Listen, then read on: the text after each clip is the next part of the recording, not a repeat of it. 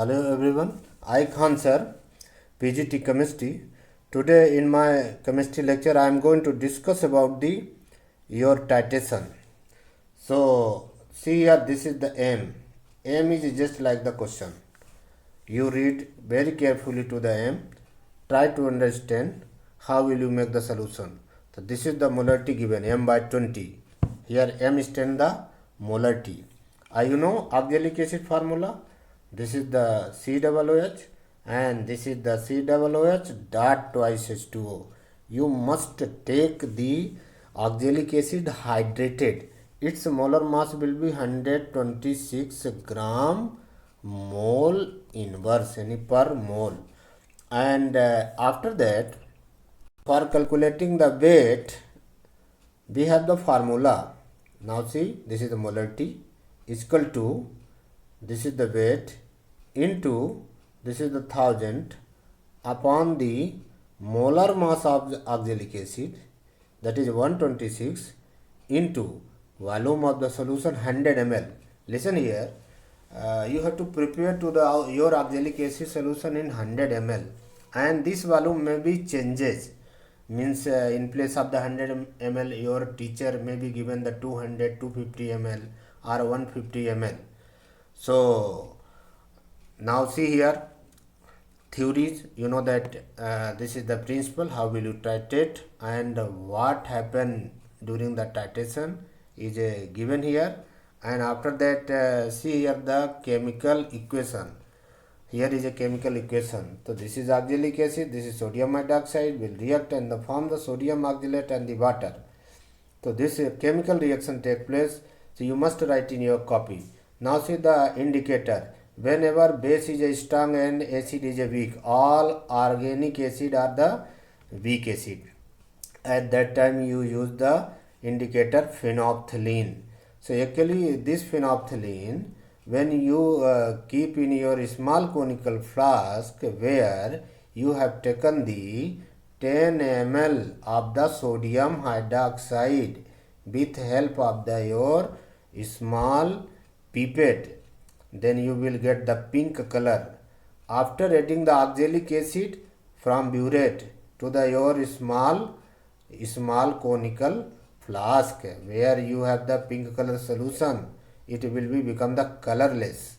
When totally become the colorless, you stop adding the oxalic acid solution from burette in your small conical flask and note down the reading. That will be the final reading of the your burette, and that is known as end point. At this point your neutralization reaction between the oxalic acid and between the oxalic acid and the NaOH have finished. Thereafter see the here procedure. You just read the procedure. There is no need that you have to write the procedure in your exam copy.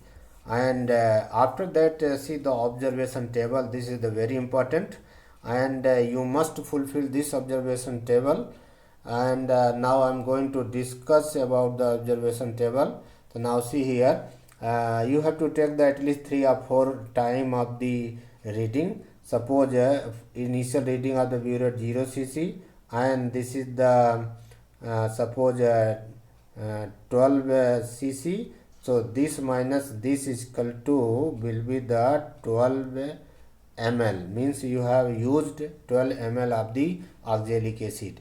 And second time this will be the suppose initial reading 12 cc. So this is the your final reading of the burette, and here again you used 12 ml. How comes 12 ml here? This minus 12 means final minus initial.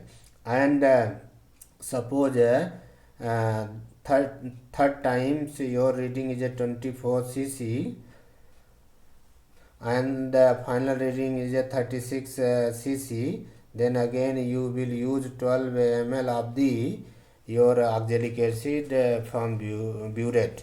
And after that you see here all these 3 reading or at least 2 readings should be the same. So this is the your volume of the oxalic acid. And after doing the experiment, you have to calculate the answer. You have to calculate the answers. I am going to discuss how will you calculate.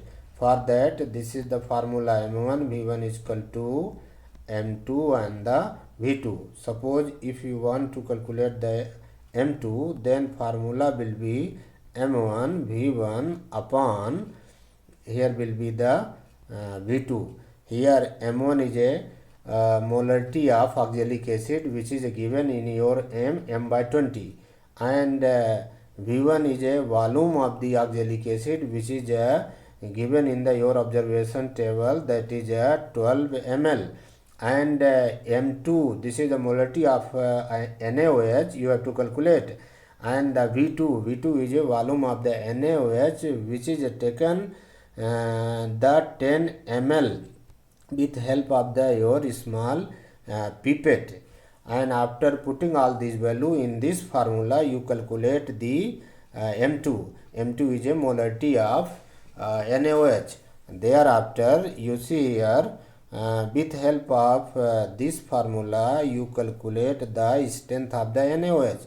The molarity, suppose you got the m2, and you know that molar mass of the oxalic acid is a 40 gram mole inverse, and after that you get the strength, and strength unit will be the gram per liter. Here you see the gram per liter, and after that you have to write the result.